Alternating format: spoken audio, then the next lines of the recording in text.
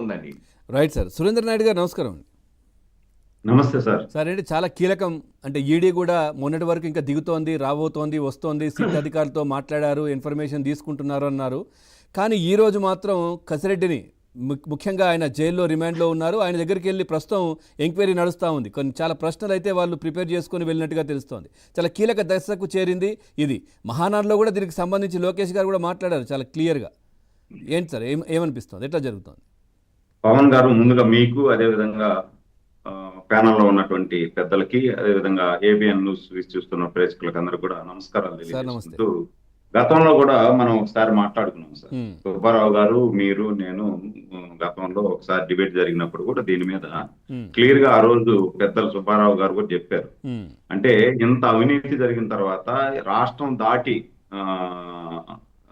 రాష్ట్రమే కాదు దేశం దాటి డబ్బులు బయటపోయిన తర్వాత ఖచ్చితంగా ఈడీ అనేది ఎంటర్ అవ్వాల్సిందే, ఎంటర్ అయి తీరుతుంది అని చెప్పి మనం గతంలో కూడా ఒకసారి మాట్లాడుకున్నాం. ఈరోజు 3,500 కోట్ల రూపాయలు పేదవాడి రక్తాన్ని పిండి వీళ్ళు దోసుకొని ఎక్కడికో వివిధ రూపాలలో, అంటే పెట్టుబడులు వివిధ రూపాలలో ఎక్కడెక్కడ పెట్టుకొని వీళ్ళు అంతిమ లబ్ధిదారికి ఏ విధంగా చేరింది, ఎవరి ద్వారా జరిగింది అనేదంతా కూడా ఆల్రెడీ సిట్ ఎంక్వైరీలో అయితే క్లియర్ గా తేలిపోయింది. సిట్ ఎంక్వైరీలో తేలిపోయిన దాన్ని ఈరోజు దేశం విడిచి మన డబ్బులు ఇక్కడ నుండి బయటపోయింది కాబట్టి ఈడీ ఎంటర్ అయింది. ఈడీ ఎంటర్ అయ్యి ఇప్పుడు జగమెరిగిన సత్యం సార్, అందరికీ తెలుసు ఎవరు అంతిమ లబ్ధిదారులు అనేది. ప్రజలకు అందరికీ తెలుసు. చిన్న పిల్లవాడిని కదిలించినా కూడా అంతిమ లబ్ధిదారు ఎవడు అనేది తెలుసు. కాకపోతే ఈడ విషయాలు ఏం జరుగుతున్నాయంటే, మనము ఏదంటే అది అత్యుత్సాహంతో మనం సాక్ష్యాధారాలు అన్ని కూడా పర్ఫెక్ట్ గా తీసుకొని ముందుకు పోవాలా అనేది ఎన్డీఏ ప్రభుత్వ ప్రధాన ధ్యేయం. ఎందుకంటే ఈరోజు మనం అత్యుత్సాహంతో ఏదో ఒక విధంగా మనం సాక్ష్యాధారాలు ఇవన్నీ తీసుకోకుండానే అరెస్ట్ చేయడము, లేకపోతే ఇంకొకటి చేయడం, వెంటనే వాళ్ళు బెయిల్ తీసుకొని బయట వస్తే ప్రభుత్వానికి కూడా చెడ్డ పేరు వచ్చేటువంటి అవకాశం ఉంది. కావాల్సి కానీ వీళ్ళు చెప్తారు కదా, ఏమీ లేదు అక్కడ మా మీద ద్వేషంతో అరెస్ట్ చేస్తున్నారు అని చెప్పారు కదా. జగన్మోహన్ రెడ్డి మొన్న ప్రెస్ మీట్ లో అన్నారు, అసలు స్కామ్ లేదు, స్కీమ్ లేదు, ఏమీ లేదు దీంట్లో, అసలు అనవసరంగా ఇదంతా ఏదో హడావిడి చేస్తా ఉన్నారని.